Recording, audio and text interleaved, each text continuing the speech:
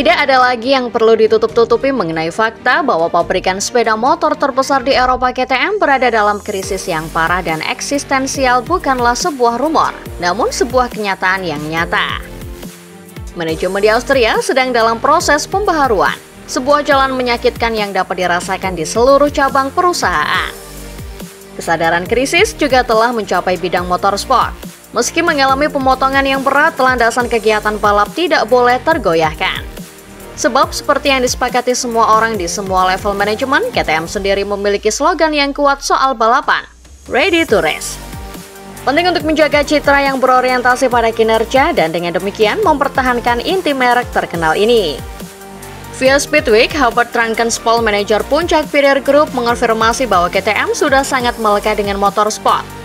Oleh sebab itu, KTM juga akan balapan MotoGP tahun depan 2025 dan tahun berikutnya di 2026. Karena KTM masih memiliki kontrak dengan Dorna yang harus dipenuhi.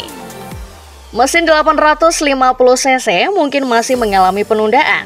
Namun, salah satu bukti empiris bahwa KTM masih akan bertahan di 2025 adalah ketika mulai tanggal 11 sampai hari ini, mereka melakukan tes besar di ujung paling selatan Spanyol sirkuit Jerez dengan dua pilot uji resmi Dani Pedrosa dan Pol Espargaro. Dan bahkan Maverick Viñales pun menyatakan diri hadir untuk lebih mendekatkan diri dengan RC16 dan struktur pabrikan barunya.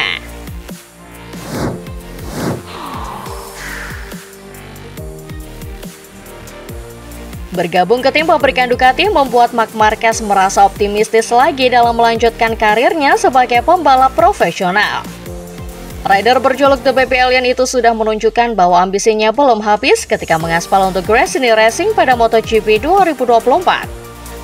Meski hanya dibekali motor Ducati Desmos edisi GP versi yang lawas, Marquez tampil cukup kompetitif dalam 20 balapan meski tidak menjadi juara dunia. Total 10 podium dengan 3 kemenangan dari sesi balapan utama berhasil dibukukan Marquez yang akhirnya mampu mendongkrak rasa percaya dirinya. Bayang-bayang buruk pada musim-musim terakhir di Repsol Honda kini sepenuhnya sirna setelah rider 31 tahun itu akan membela Ducati musim depan. Ya, performa kompetitif serta riwayat sebagai peraih 8 gelar juara dunia membuatnya dipinang Ducati untuk menemani Francesco Bagnaia. Bergabung dengan Ducati yang notabene tim dengan motor terbaik di grid kelas utama saat ini membuat Marquez berani berambisi. Kendati memiliki ambisi tinggi, namun The Baby Alien tidak asal mematok target. Dia bisa mengukur bahwa MotoGP 2027 dapat menjadikannya sebagai penguasa kembali di MotoGP. Sekedar pengingat, MotoGP 2027 memiliki regulasi yang berbeda, di mana build-up motor mengalami banyak perubahan termasuk pengurangan perangkat elektronik. Marc Marquez ingin setidaknya meraih 1 gelar juara dunia lagi untuk menyamai rekor milik Valentino Rossi dengan 9 gelar juara dunia. Tekad Marquez sudah bulat. Dia juga berkomitmen untuk memberikan segalanya dalam menyamai rekor The Doctor. Jika mampu menjaga performanya di lintasan dengan konsisten dan tidak cedera, Marquez benar-benar berpeluang menyamai rekor Rossi. Marquez akan bersanding dengan Rossi sebagai pembalap hebat di era MotoGP modern jika dia bisa mewujudkan ambisinya itu.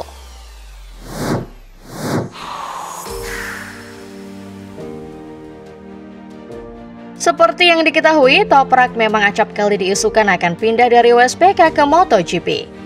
Isu itu cukup kencang beberapa tahun lalu ketika Toprak masih di Yamaha dan sukses menjadi juara dunia WSBK 2021.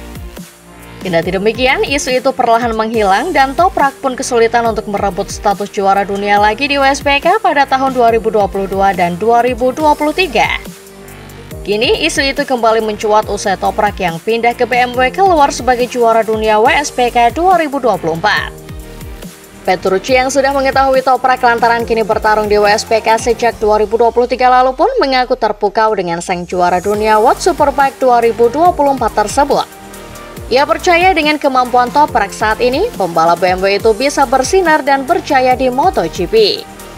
Pasalnya, Petrucci yang dulunya mengenal baik Rossi dan Marquez di MotoGP melihat kemampuan dua pembalap top itu ada di diri Toprak. Karena itulah, ia sangat menantikan perpindahan Toprak dari WSBK ke MotoGP.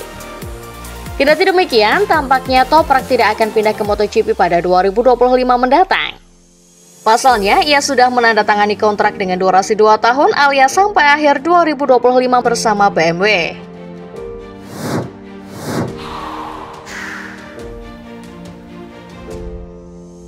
Juara dunia 8 kali Marc Marquez bisa dikatakan sebagai pembalap paling bertalenta sekaligus paling cerdik di MotoGP dalam sedekade terakhir. Marc Marquez adalah ahli strategi di MotoGP yang kemampuannya akan semakin terlihat kuat dalam kondisi terdesak. Salah satu strategi paling cerdas pernah dilakukannya kepada Ducati dan Jorge Lorenzo yang baru-baru ini diungkap oleh sang pembalap sendiri. Dalam wawancara bersama Dazn Spence seperti dilansir dari Momac, Marquez fakta mencengangkan yang pernah terjadi beberapa tahun silam. Sebagaimana diketahui, Jorge Lorenzo bergabung dengan Ducati mulai 2017 setelah hubungan panas dengan tim Yamaha dan Valentino Rossi. Saat Lorenzo secara mengejutkan meninggalkan Yamaha demi Ducati, Marquez sudah meramalkan bahwa juara dunia 5 kali itu akan kencang di atas Desmos edisi. Marquez pun langsung meminta manajer Honda Alberto Puig untuk menerapkan taktik balasan kepada Lorenzo dan Ducati. Omongan Marquez pun terbukti bahwa Lorenzo akan kompetitif bersama Ducati meski ternyata prosesnya sedikit terlambat dari perkiraan. Lorenzo baru menampakkan taringnya pada musim keduanya bersama tim Borgo Panigale 2018.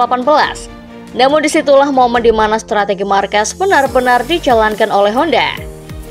Marquez meminta kepada Alberto Puig bahwa ia harus merekrut Lorenzo, sebab menurut Marquez itu adalah strategi terbaik buat Honda dengan mengambilnya.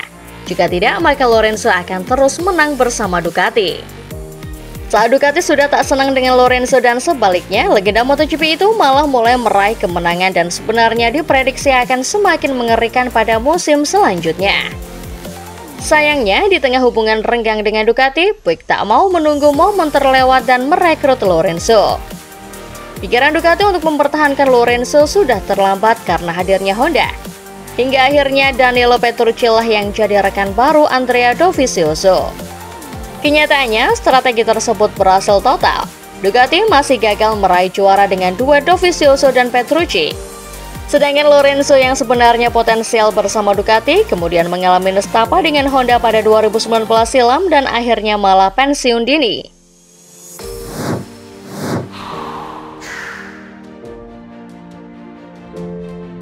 Sejak bergabung dengan Ducati pada 2014, Gigi Dall'Igna berhasil melakukan transformasi besar-besaran terhadap prestasi si merah.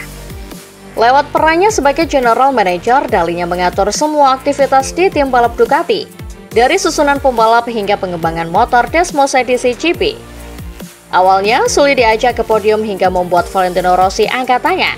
Si kuda besi diubah Dall'Igna menjadi motor yang sangat sulit dikalahkan.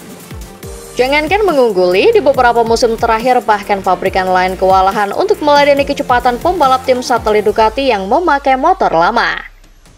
Musim lalu, Ducati menegaskan dominasi dengan cuma gagal sekali memenangi balapan hari Minggu dari 20 seri yang berlangsung. Selain itu, para pembalap Ducati juga meraih 53 podium dari 60 yang bisa diraih. Sapu bersih hingga ke tangga podium pun dilakukan sebanyak 14 kali, rekor baru. Dall'Igna sebenarnya tidak menyangka Ducati bisa menjadi sedikdaya ini. Saking kuatnya keunggulan Ducati, salah satunya ketika seluruh 8 pembalap Ducati mengisi 8 posisi terdepan di Sprint GP Thailand, MotoGP disentil sebagai Ducati Cup. Inovasi-inovasi Ducati yang seringkali di luar prediksi tidak membantu.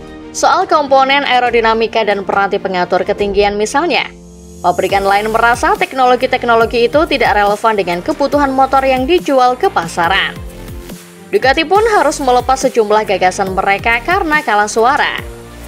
Awal tahun lalu, mereka harus membuang peranti pengatur ketinggian Ride Hack Device pada suspensi roda depan karena penolakan dari pabrikan-pabrikan lainnya di MotoGP. Saat pabrikan lain akhirnya bisa mengikuti inovasi Ducati dengan peranti Ride Hack di bagian belakang, sang pionir mau memasangnya ke bagian depan sekaligus.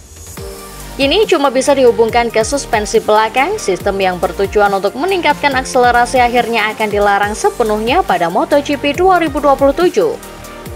Dall'Igna pun berujar, ketika kita menguasai semuanya, kita menjadi kurang disukai. Faktanya, saya pikir pabrikan lain melihat saya seperti itu, dan itu membuat saya sedih.